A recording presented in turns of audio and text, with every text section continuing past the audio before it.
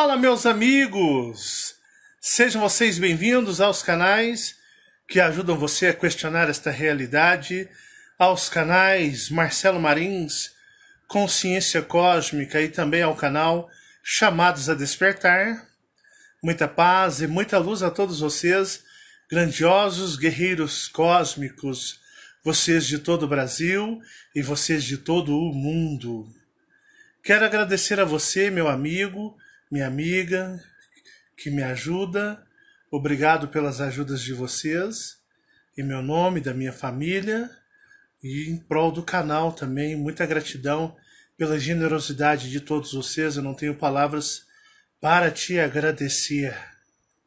Eu quero também agradecer a você, meu amigo, minha amiga, que sempre nos acompanha, independente do dia, da hora e do lugar, da circunstância. Muito obrigado sempre por ter você aqui nesses canais, seja no Marcelo Marins, Consciência Cósmica, ou também no Chamados a Despertar. Eu hoje quero fazer um vídeo bem interessante para todos vocês, mediante que, pessoal, vou ficar sim alguns dias sem aparecer na internet, né? Como eu havia dito no último dia. Mas, porém, aconteceu algo, um evento, vou chamar de evento, tão interessante, que eu resolvi, né, gravar mais uma vez para poder passar para vocês, porque às vezes muitos de vocês podem ter contemplado isso através de um sonho, ter contemplado isso através de uma projeção inconsciente astral, porque tinham muitas pessoas testemunhando isso. Eu coloquei uma chamada no meu Facebook sobre o tema, então, que eu iria abordar, tema esse, né, sobre Antarianos. Estamos aí, né, na série Guerras em Antares, tá quase chegando aquela nossa metazinha. Bateu os 3.000 em cada vídeo, segue-se um novo capítulo na série Guerras em Antares. E hoje nós vamos falar sobre os Antarianos e algo que aconteceu. Para vocês terem uma ideia, até vou abrir aqui o meu Facebook, que diz o seguinte. Eu coloquei mais cedo no meu Facebook da seguinte maneira: o astral não me deixa parar mesmo, mediante que eu havia dito que eu tenho um trabalho para fazer e vou ter que me ausentar por uns dias. Mas preciso relatar algo. Bom, meus amigos, eu voltei, tive que dar uma pausazinha rápida para nós continuarmos a nossa conversa e também nossa análise, não é verdade? Eu havia colocado no meu Facebook uma chamada onde eu disse, né? O astral não me deixa parar mesmo, mas preciso relatar algo que aconteceu na última noite no astral. Marca na sua mente aí agora o que é última noite no astral. Última noite no astral. Uma frota de naves de Antares acabou de aportar essa última noite na Terra e foram direto ao salão do Reino de Jeová negociar aqui. Mas todos os detalhes hoje à noite, né? Então vou ler de novo até a chamada que eu fiz. Uma frota de naves de Antares acabou de aportar, ou seja, de aterrissar, essa última noite, né? Tem um esparadrapo que grudou. Nessa última noite na Terra e foram direto ao Salão do Reino de Jeová. Isso existe, né? Então o que acontece? O que é essa última noite? Eu já expliquei para vocês que a última noite ela é um tanto quanto, digamos, mais complexa, né? Porque, na realidade, as pessoas têm que entender que a terceira dimensão não é uma realidade real. Ela, de uma certa forma, ela nem existe no cosmos, no universo. Eu já expliquei isso para vocês antes. E aí, nós temos o tempo aqui, né? Nosso tempo atual aqui é baseado em 24 horas, na qual nós denominamos esse período de dia. E entre esse tempo temos dia e noite, correto? Mas uma coisa muito interessante é que no plano astral e no universo, no cosmos, não existe essa contagem de tempo. Não existe aparente esse tempo. O tempo do plano astral ele é diferente.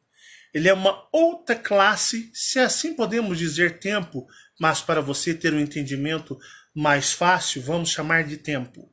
Ele é um outro tipo, tá? Digamos, de escala temporal.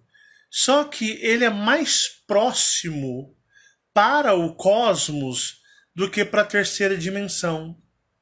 Porque o tempo da terceira dimensão ele é extremamente hiper fake, falso, ele é extremamente ilusório.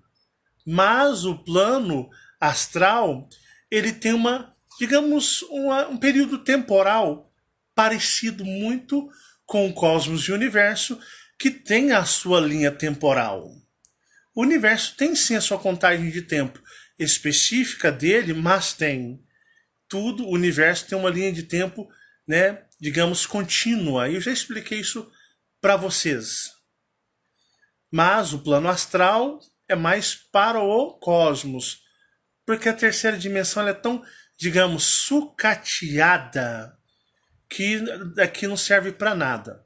Então eu expliquei para vocês que quando vocês dormem à noite ou de dia, mas eu vou usar como o maior hábito, o mais comum, que é dormir à noite. Quando você dorme, tipo, vamos citar um exemplo, você vai dormir 8 horas na noite, assim, ou não que seja 8 horas da noite, mas uma noite de 8 horas de sono.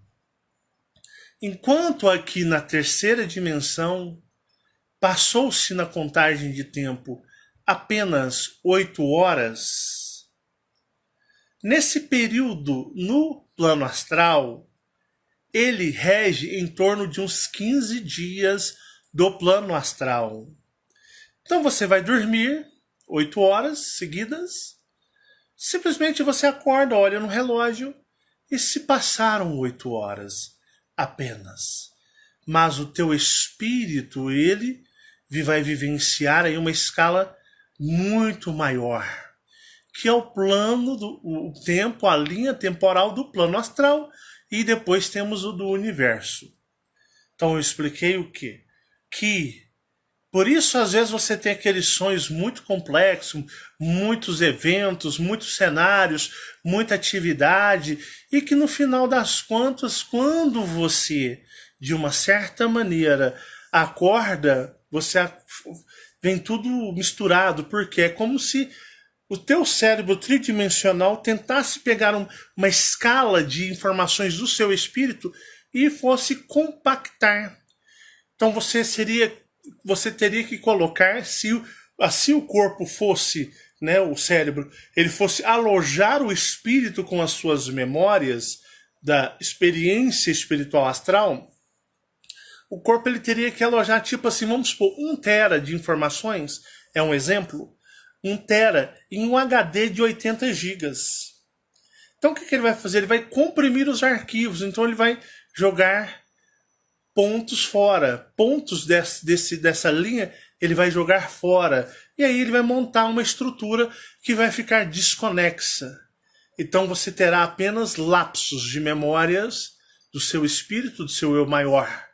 E aí você vai ter o que? Aquele sonho que você esteve em vários lugares, fez muitas coisas, você fez isso, fez aquilo, mas na realidade o seu corpo biológico tridimensional, o seu cérebro, para, digamos, receber o seu espírito, ele vai fazer o quê? Ele vai comprimir as memórias do espírito, e nisso perde-se muitas coisas.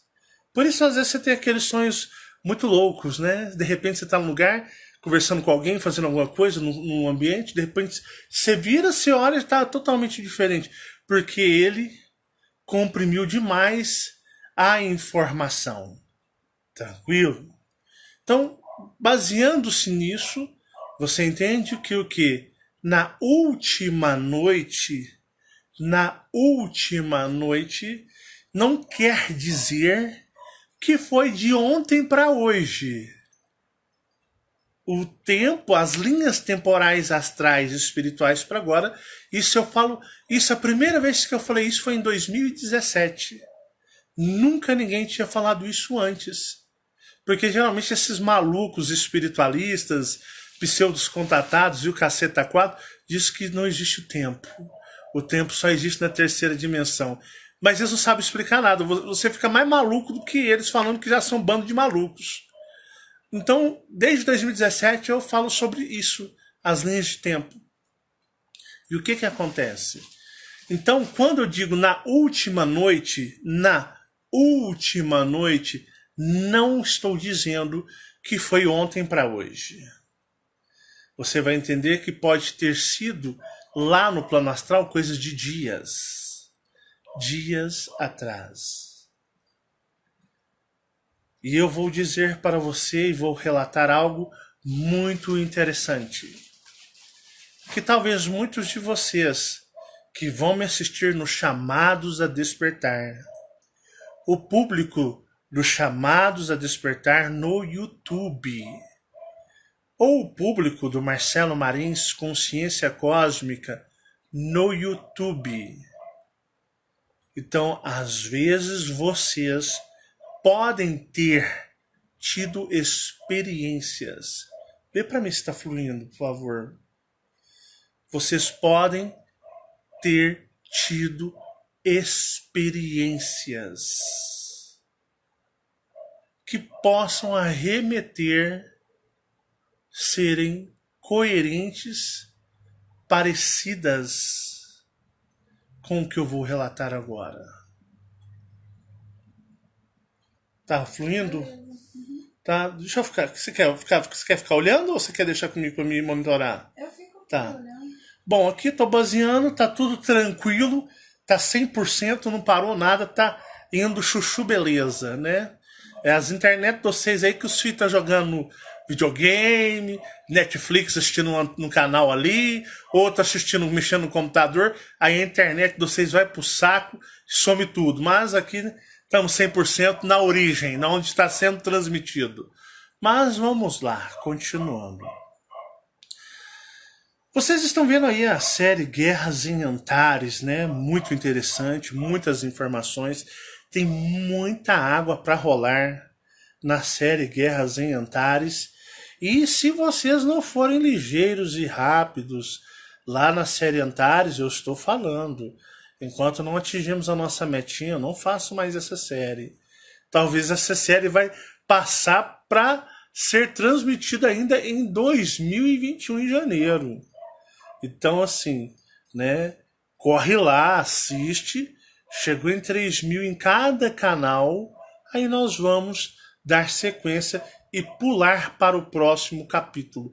E tem muita água para rolar.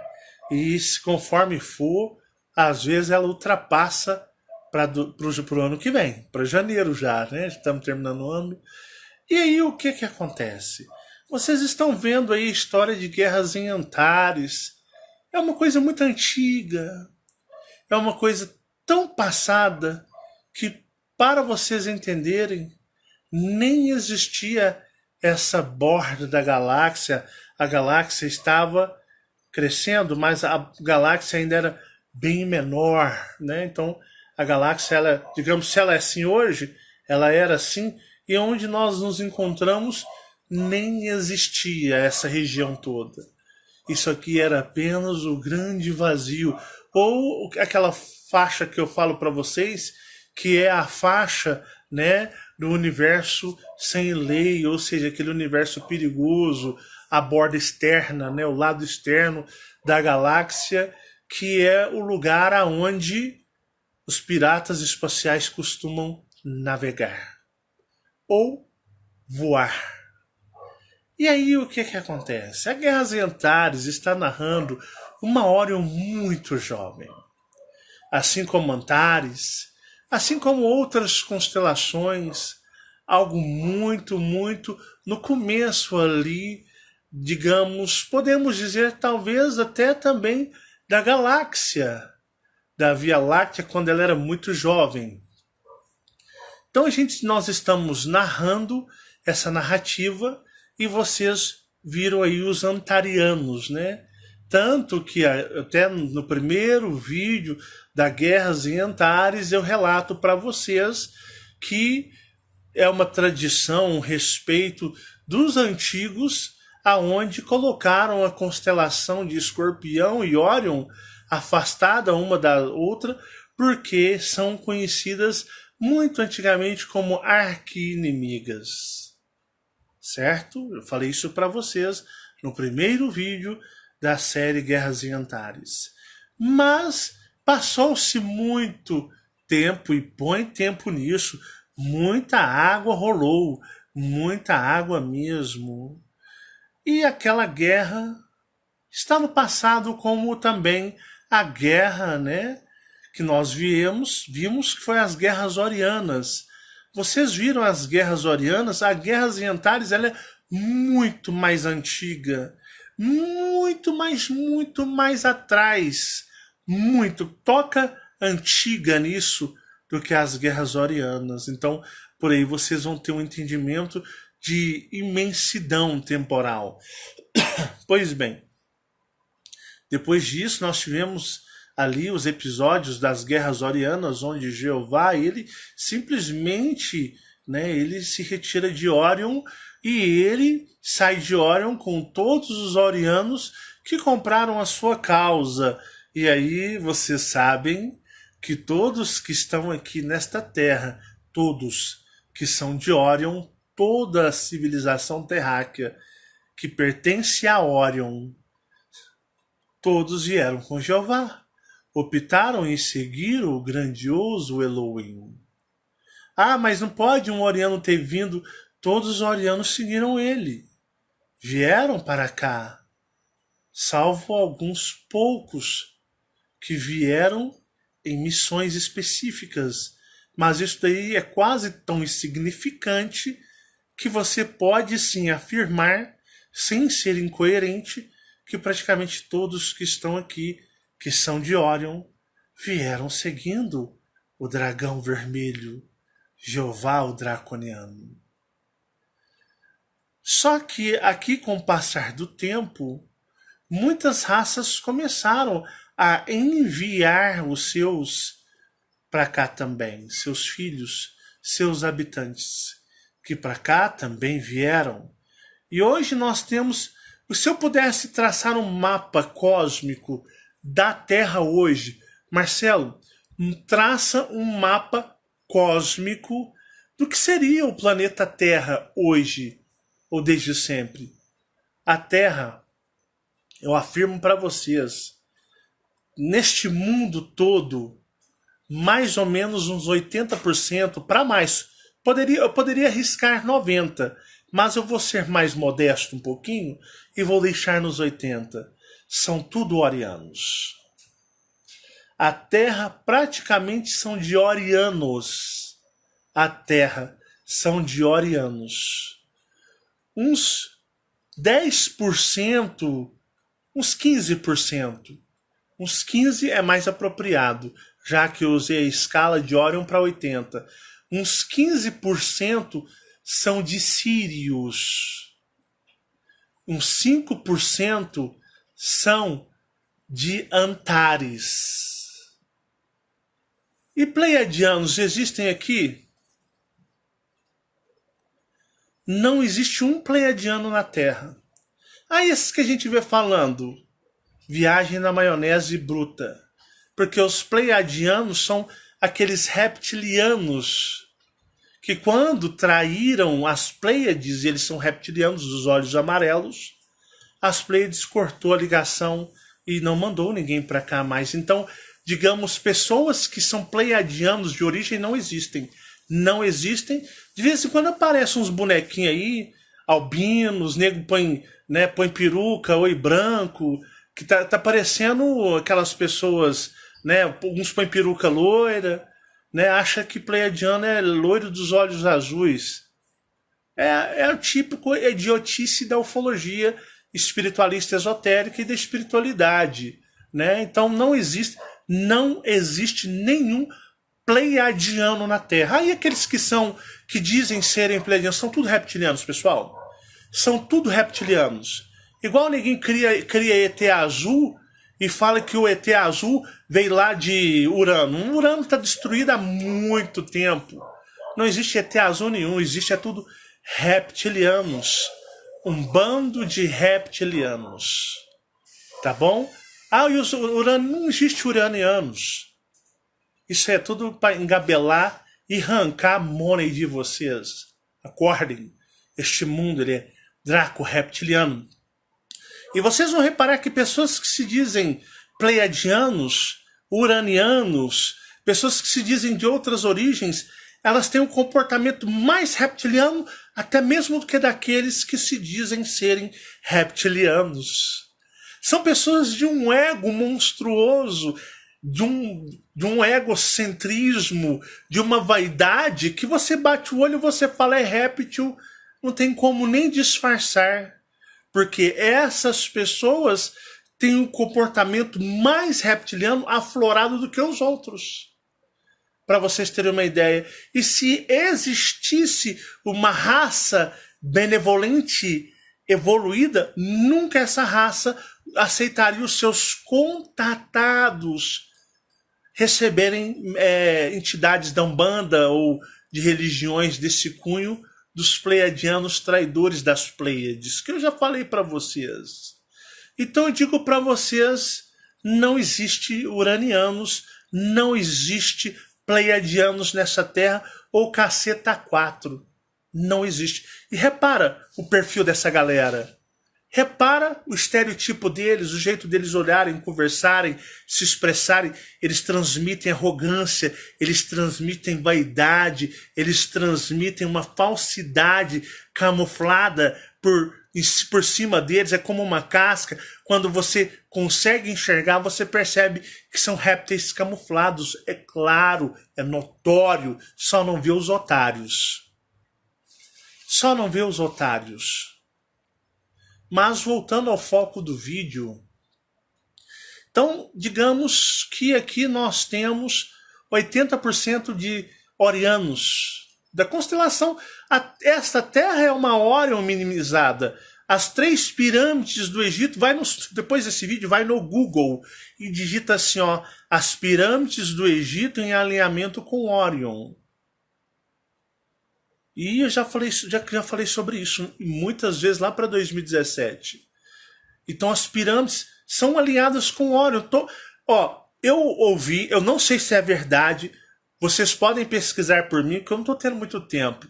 Eu não estou tendo tempo mesmo, não sei se é verdade. Eu ouvi de um estudioso, mas eu não sei se ele estava totalmente certo.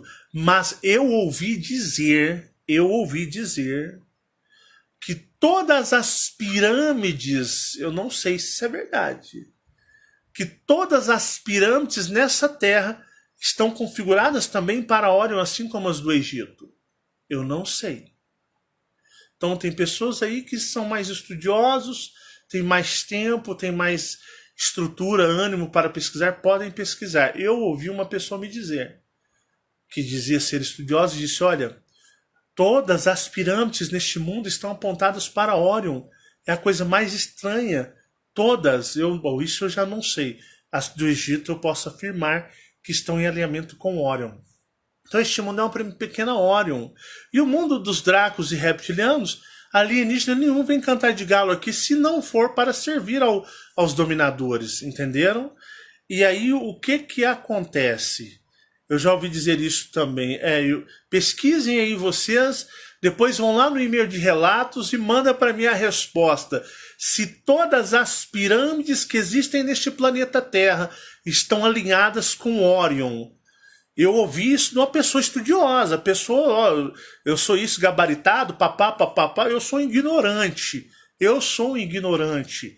Então eu não sei disso, mas diz que todas as pirâmides na Terra dizem que são alinhadas com a constelação de Órion. Eu não sei, tá bom? Mas me falaram isso daí. Então o que acontece? Este mundo ele é de Órion. A Terra pertence a quem, Marcelo? A Terra pertence a Órion. Porque ela é baseada na energia de Órion. Tanto que quem controla é um Oriano, Jeová. O Elohim lá pertencente a Órion. Mas sabemos que está numa oposição em certos critérios a Órion. Então, calculando, nós temos aqui, né, 80% orianos neste mundo, 15% sirianos vindos de Sírios. Sírios teve uma certa participação nisso daqui. Se uma pessoa disser, eu sou siriano, pode fazer sentido, porque muitos sirianos estão aqui neste planeta, mas é muita gente. Não chega a ser ao nível de Órion, que são de dracos e reptilianos, mas temos muita gente de Sírios. E pessoas, se disserem que são antarianas, faz jus também.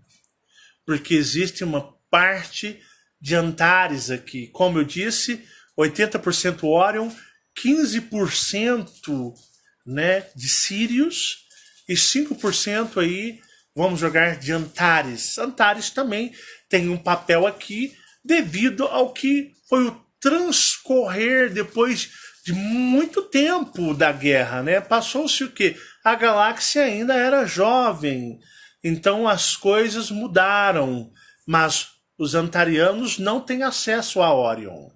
Eu vou dizer para vocês, se tentarem entrar em Órion novamente, como fizeram, Antares será dizimada por Órion, pelos próprios Elohims. Não existem Elohims em Antares. Não existem seres das cargas energéticas de cristais como os Elohims em Antares. Antares já é uma classe, digamos, uma classe mais comum, como lá em Sírios. Sírios é um sistema de seres cósmicos comuns, assim como Antares também são comuns. Órion já tem o que? Eles têm, digamos, o privilégio da criação cósmica, que isso é dado a poucos, entenderam? Então Órion já tem essa função, por isso ela se destaca um pouco mais do que as outras civilizações que não possuem isso. E aí foram se passando-se muito e muito e muito. Satã a gente não julga, meus queridos. Satã não pertence a essa galáxia. Satã é uma outra jurisdição, é um outro conceito de galáxia fechada. E eu vou dizer para vocês, os deuses de Órion, né, que infelizmente eu não posso dizer para vocês, eu seria de grande prazer falar para vocês quem são os deuses de Órion. Os deuses de Órion são deuses, digamos, muito mais fortes em poder do que o soberano de Satã. Pela coletividade, por a Via Láctea ser uma galáxia de acolhimento. Então, na Via Láctea existe uma panca, é um furdúncio, é um bordel de raças, né? Então, por ela ter um acolhimento, existe essa diversidade e ela se torna, de uma certa forma, mais, digamos, fluxo de conhecimento e tecnologia se torna mais, digamos, mais preciso, evoluído, mais forte. Lá a galáxia de Satã é um clube fechado. Sabe aquele clube de elite fechado que nada entra e nada sai, é só o deles? Então não evoluem, não progridem, não crescem, porque é um clube fechado.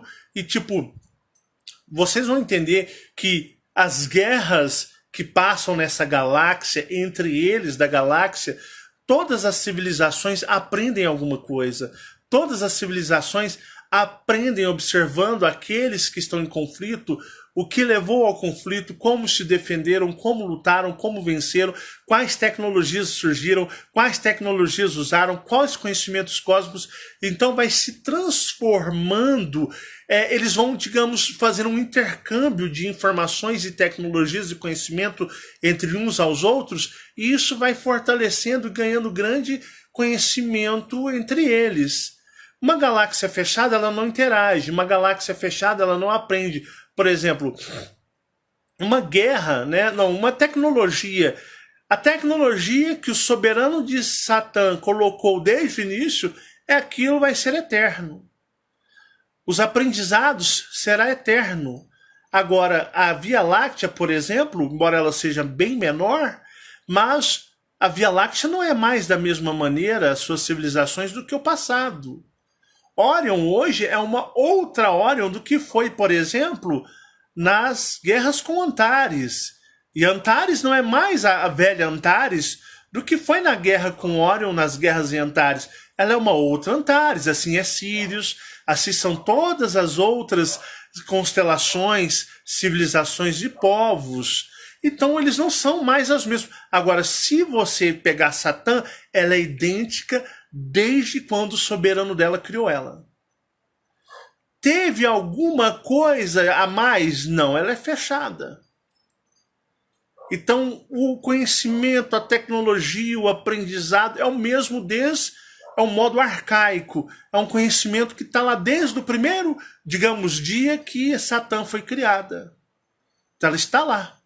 Mas a Via Láctea, ela não é, ela é de longe, muito longe o que era no passado. Então, por isso vocês vão entender nessas séries a evolução de uma galáxia. Tanto que, por exemplo, preste atenção no relato que eu vou fazer hoje, e quando, daqui a dois capítulos da série Guerras em Antares, eu vou abordar sobre as tecnologias de Antares, lá naquele primórdio, lá nas guerras, lá que tivemos em Guerras em Antares. Mas a Antares de hoje é uma outra tecnologia, são outras naves, é uma outra concepção de nave, sabia? Antares, antigamente, tinha nave X, hoje eles têm nave Y. Então, eles utilizam algum outro. Tem algum humano de Satã? Com certeza. Temos muitos humanos de Satã. Com certeza absoluta. Mas, porém, Satã, por ser um clube mais VIP, não são tantos. Mas tem milhares e milhares de pessoas pertencentes à galáxia de Satã que estão aqui.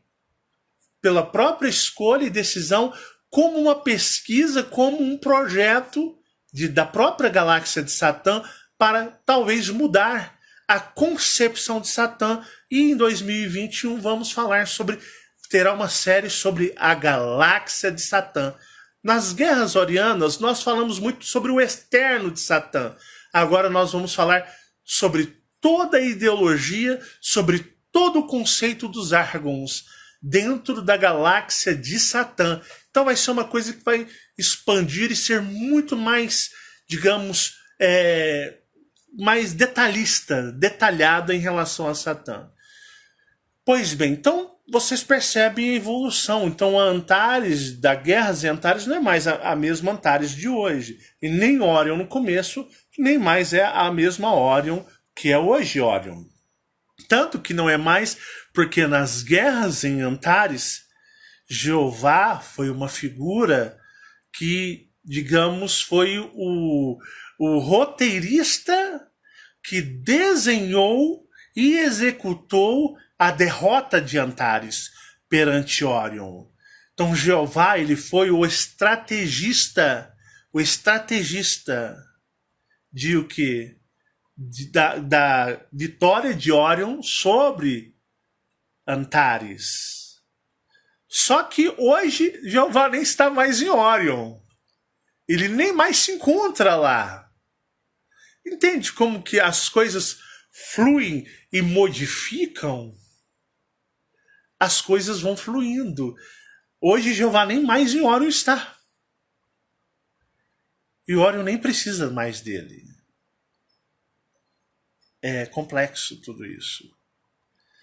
Mas, voltando. A última noite, vocês entenderam então o que é o conceito da última noite. Pois bem, na última noite, que você pode basear-se em dias astrais, uma, digamos, comitiva de naves vinda de Antares veio a este mundo na sua parte astral. Na 3D não vem nada, gente. Não espera vir nave, aparecer nada, né? Eu já falei isso, já cansei de criticar até vocês por causa disso. Na 3D não aparece nada. Mas veio uma comitiva de naves de Antares aqui. Eles vieram aqui. E eu vou dizer para vocês, pela primeira vez, antarianos vêm o que eu vou chamar a este mundo. Nunca os antarianos pisaram aqui.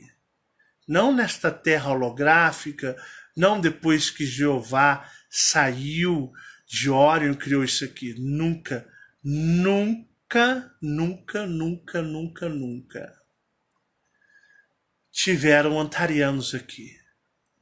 Mas, lembrem do conceito última noite, mas na última noite vieram antarianos. Antarianos vieram com suas naves e não foram atacados e não foram repudiados. As naves antarianas chegaram descendo ao intramundo. Chegaram naves de aspecto como uma caixa de sapato. Imagina uma caixa de sapato que você dá uma achatada num dos lados dela, como se fosse um grande de um caixote. Você quer saber? Veio na minha mente aqui agora. Quem assistiu ao último episódio do Mandalorian, onde eles sequestram o Grogu, né? Não é mais bebê Yoda, é o Grogu, a criança.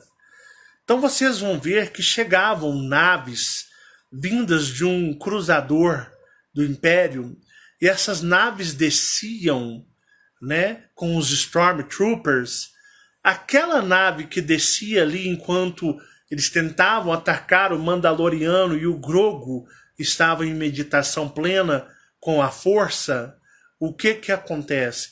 Aquelas naves que desceram com os Stormtroopers são muito parecidas no formato geométrico das naves antarianas que vieram, mas elas vieram escoltando uma outra nave muito maior. Então coloca na sua mente aqui agora uma nave parecida geometricamente com essas descrições, como se fosse uma caixa achatada na ponta. Vieram mais ou menos umas 8 naves.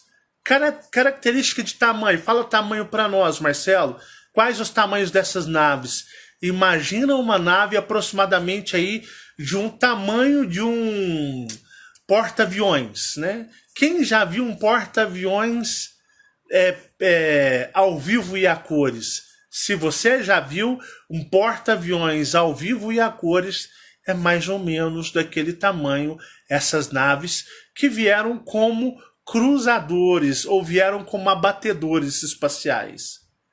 Porque logo atrás dela, e quando elas chegaram, elas foram se abrindo, veio uma nave, que esta nave, eu digo para vocês, é do tamanho de um prédio, digamos aí, do tamanho lá daquele prédio lá do Dubai, né? Eu acho que eu esqueci o nome, Califa, uma coisa assim. O maior prédio, se eu não me engano, se ainda é o maior prédio, né?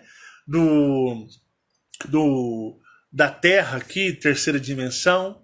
E aí, esta era daquele tamanho, gigantesca. E esta nave devia ter mais ou menos uns 3 quilômetros de extensão. E esta nave, ela era... Olha a evolução dos antarianos. Olha como os antarianos evoluíram. Você vai pegar essa informação, segurar ela, e quando eu chegar nas guerras orianas, você vai entender o Bud Khalifa. Obrigado, pessoal. Vocês vão entender, queridos, que como Antares ela evoluiu. Eu vou falar das guerras das naves antarianas nas guerras em Antares, mas preste atenção nessa nave. Esta nave, ela era viva. Eu já citei para vocês que as naves extraterrestres, na qual sempre chamei de bolhas, não era assim bolhas, eu não falava bolhas, que as naves só poderiam operar com a energia dos seus ocupantes. Foi ou não foi? Temos os Elohims que se transformam em um bloco gigantesco de cristal e cruzam como relâmpagos pelo espaço. E temos as naves, que todas as naves espaciais são como bolhas. Ou seja, se não tiver o ocupante, ela é morta. Ela não tem energia, ela não tem utilidade nenhuma. Mas Antares encontrou algo muito interessante.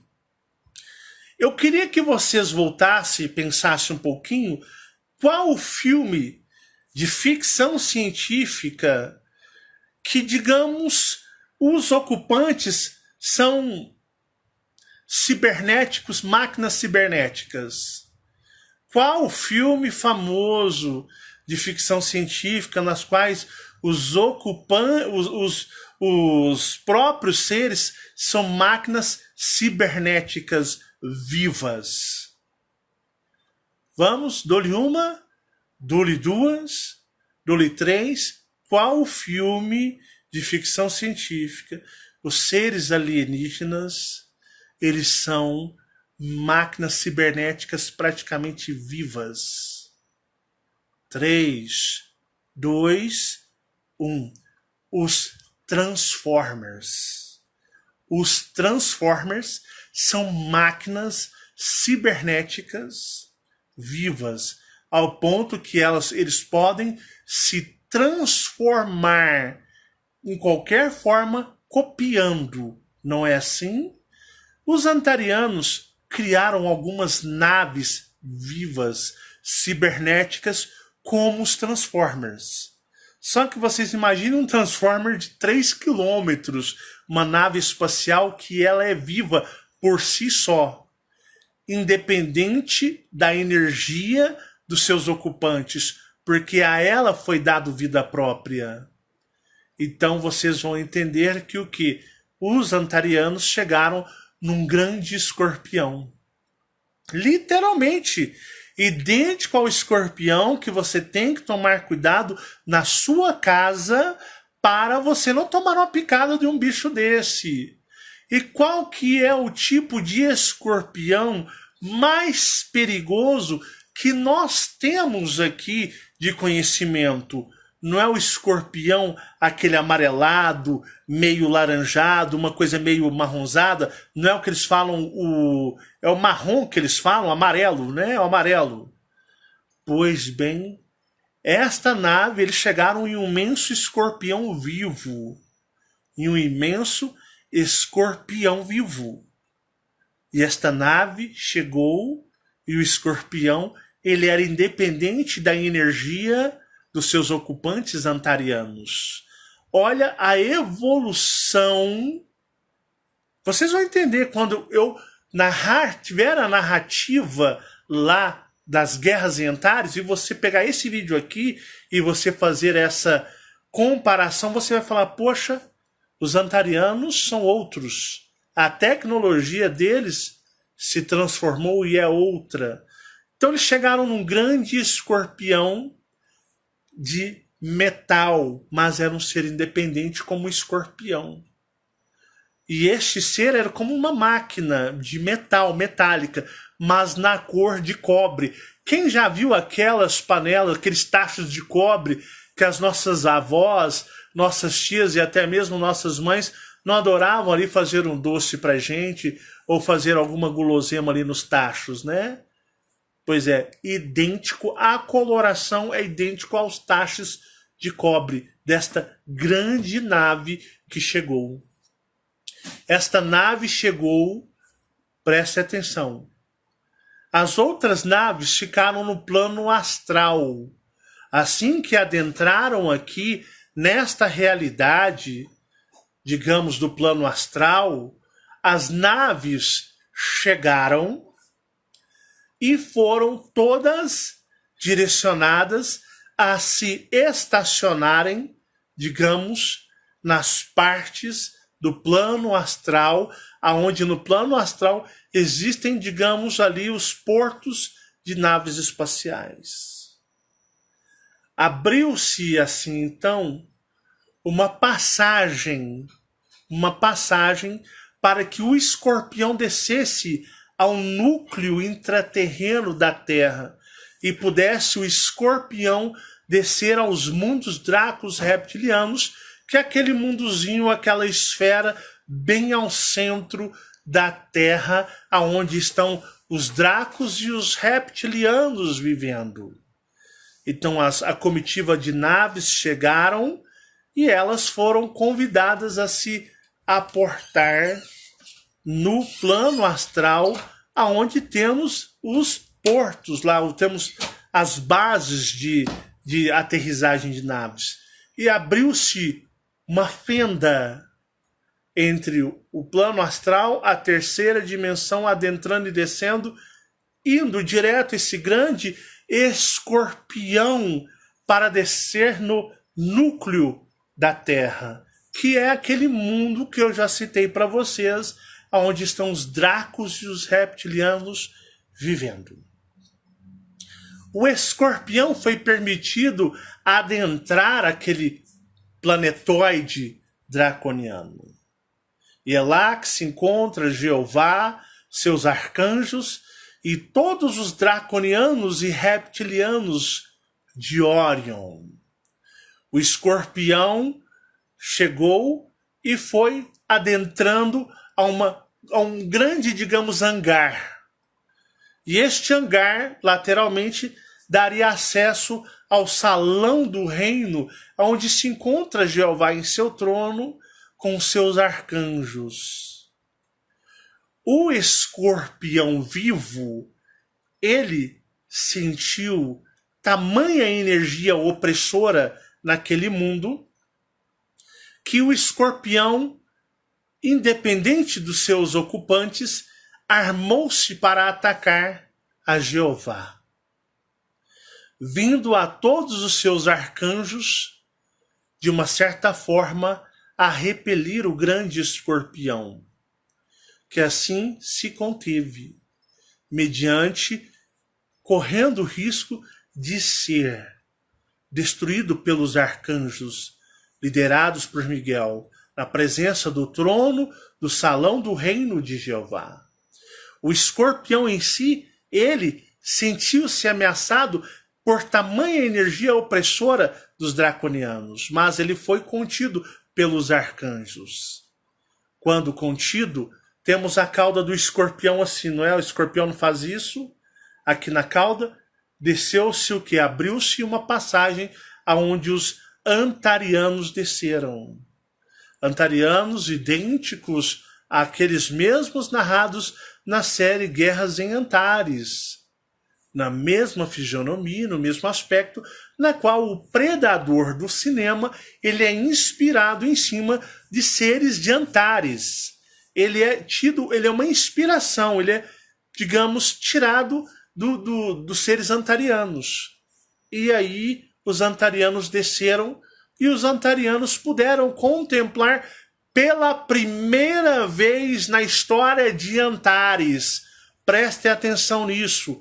Pela primeira vez na história de Antares, antarianos puderam contemplar um Elohim pela primeira vez.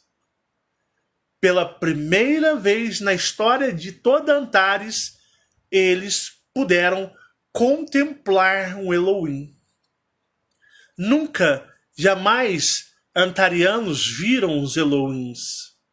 Os únicos que viram os Elohims foram os Argons nas guerras orianas. Mas, tirando os Argons, somente aqueles nas quais os Elohims queriam se mostrar, foi-se permitido ver, mas nunca viram. E a rainha também diz Zeta que ela viu, mas foi uma questão assim. Ela viu, foi a última coisa que ela viu. Foi quando foi destruída pelo Jeová, o Elohim. Mas os antarianos nunca haviam visto. Quando contemplaram ao grandioso Elohim, que é um ser gigantesco, seriam mais ou menos assim. Imaginem na mente de vocês, antarianos, seriam mais ou menos. Vamos pegar seres. Os antarianos eles devem ter mais ou menos de 7 a 10 metros de altura, para você em tamanho de um poste. Imagina um ser do tamanho de um poste, que é uma coisa excomunal, tá? Descendo e contemplando-se um ser todo cristal, um dragão. Imagina um dragão de cristal. Pega um dragão, imagina ele sendo todo cristal, como se ele estivesse pegando fogo, a luz dele fosse flamejante. Mas imagina um ser desse, imagina um poste na frente de um prédio, digamos, para vocês terem mais ou menos uma ideia, um prédio de uns 40 andares. Era assim que eles viam Jeová. Imagina ele sendo o tamanho de um poste e contemplando um ser do tamanho de um prédio de uns 40 andares. Jeová é desse tamanho. Então os antarianos puderam contemplar pela primeira vez um ser Elohim. Eu não duvido muito que na mente deles tenham passado, puxa, nós fomos loucos de tentar atacar Orion. Olha quem está por trás dos seres dos draconianos. Os Elohims. E os Elohims, agora eu vou fazer uma comparação. Os Elohims, os grandiosos seres Elohims, pega um prédio de 40 andares e compara com um prédio de 200 andares. São os deuses de Orion. Que um dia, quem sabe, eu não fale deles para vocês. Então vocês veem a escala de energia e de cristal, que é uma coisa inimaginável.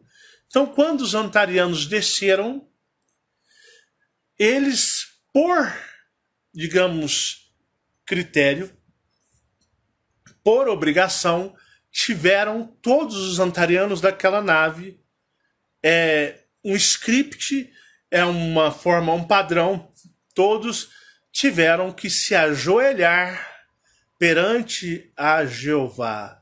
Para se falar com Jeová, tem que estar ajoelhado perante os seus pés. Não só Jeová, mas todos os outros Elohims. Tanto que a rainha de Zeta, achando que Jeová era um ser já derrotado pelo cosmos e universo, se recusou a se submeter a ele, então ele a destruiu. Então eles têm o quê? Eles têm que se ajoelhar. Os antarianos se ajoelharam perante Jeová como ali um ritual de respeito para poder falar com Jeová. Então vocês imaginem mais ou menos uns 40, 50 antarianos ajoelhados perante ele. E os seus arcanjos, Miguel do seu lado direito e outros arcanjos à sua esquerda, e ambos parados. E olha só, aquela máquina, aquela nave escorpiônica que sentiu uma opressão energética ali, estando dentro ali daquela região, daquele hangar que dava acesso, digamos, adentrando ao Salão do Reino, sentiu tamanha energia opressora que, como eu posso dizer, tentou ser hostil, mas no intuito de se defender e defender aqueles que estavam dentro da nave. Mas se o próprio Jeová tentasse algo, simplesmente ele pisaria em cima e mataria, destruiria essa nave, como destruiria, por exemplo, você pisa em cima de uma barata. Mas os antarianos desceram, se ajoelharam a Jeová, e Jeová perguntou o que eles queriam. E os antarianos têm grande respeito por Jeová, pois Jeová foi aquele estrategista que os derrotou nas guerras em Antares. E os antarianos vieram negociar uma maneira, um modo para retirar os seus filhos antarianos que estão encarnados neste mundo. Tipo, mesmo que se eles nunca ouvissem falar de despertar de consciência cósmica ou algo nesse sentido, os Antarianos eles vieram justamente para negociar a qualquer custo, sem qualquer critério, a retirada dos seus filhos antarianos deste mundo. Sabendo que antarianos que estão aqui vão ser drenados, vão ser sugados por Jeová e por alguns outros seres.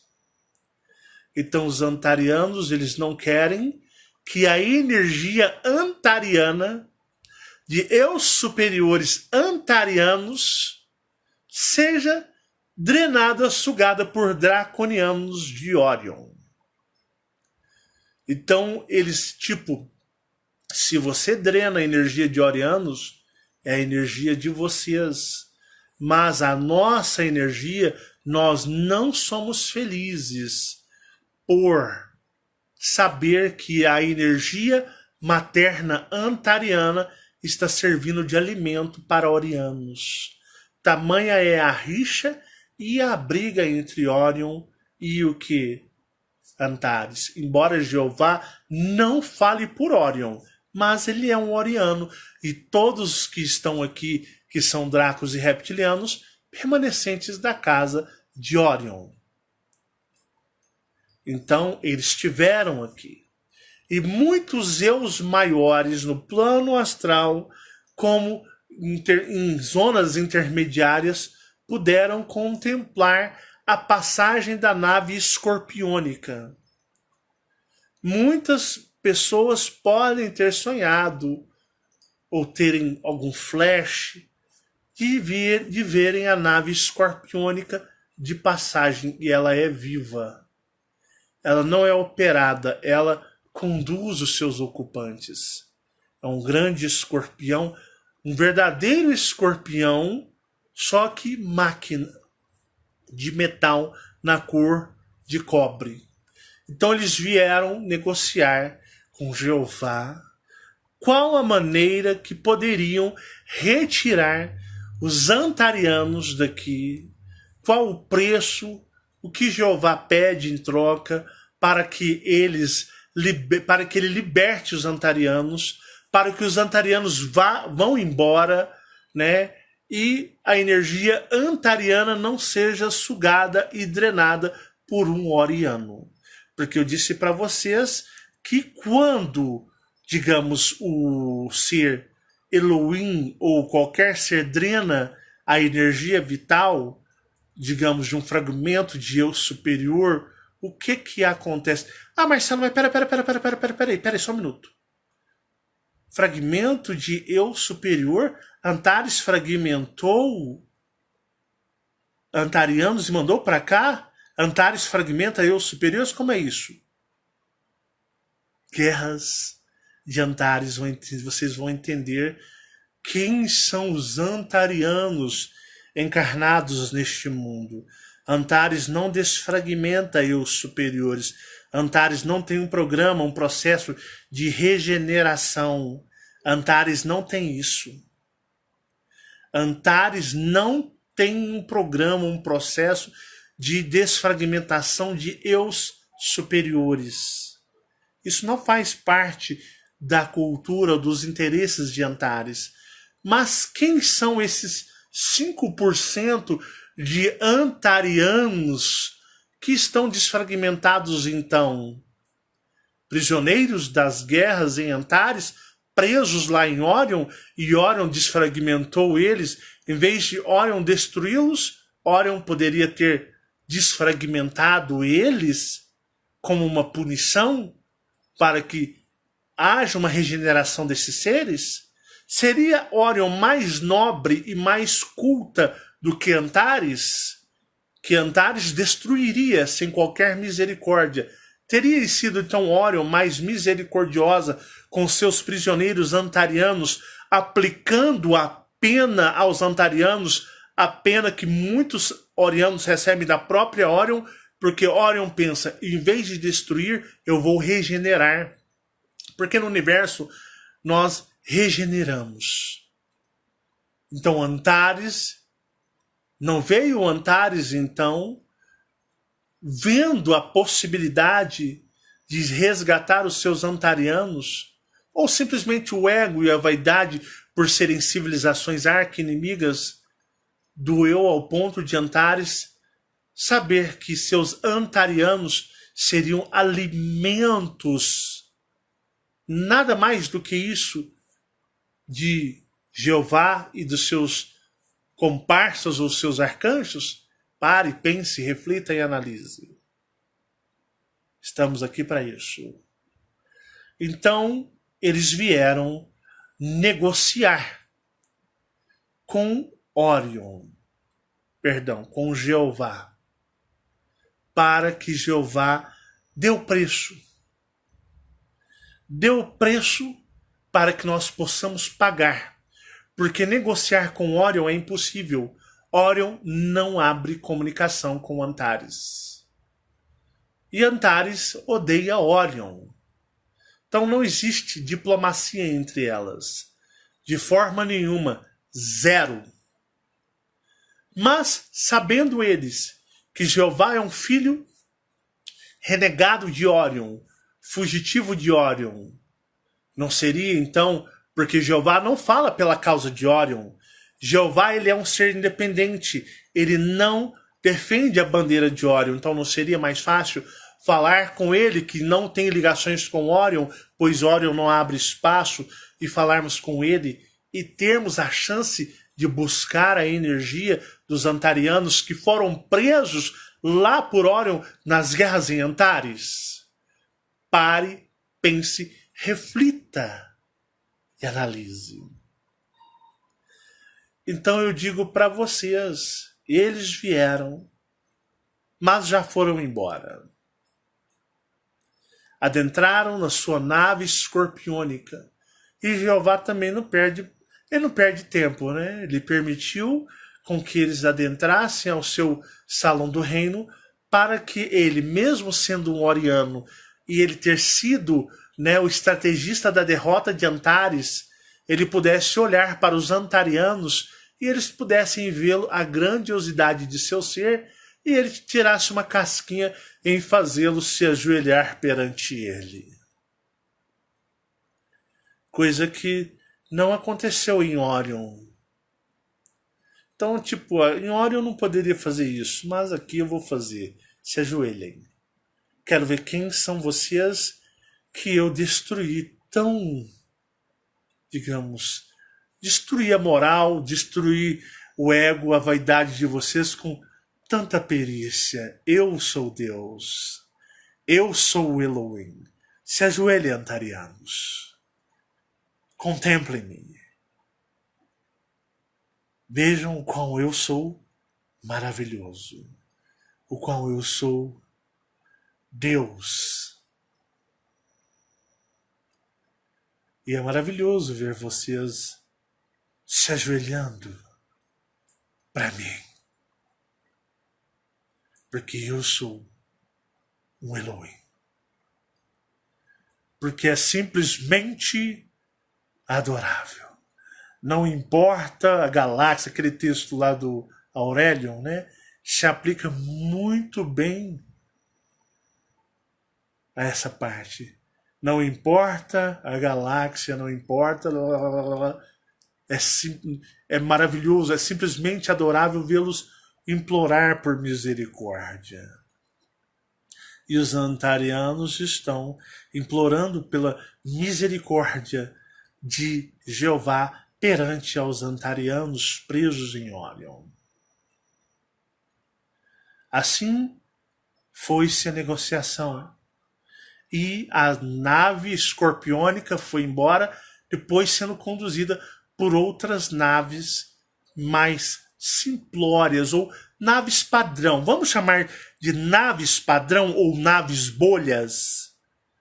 Pois as naves bolhas, as naves padrões, vieram digamos, servindo de escolta ou abatedores, né? Aquelas motos vão na frente daqueles carros que vão pessoas importantes, aquelas limusinas, aqueles carrões. Então elas vieram fazendo um serviço de abatedores da nave viva escorpiônica. E eles voltaram para Antares. E o que ficou negociado, o que ficou dito, nunca saberemos. Somente Jeová e seu alto escalão de draconianos o saberão.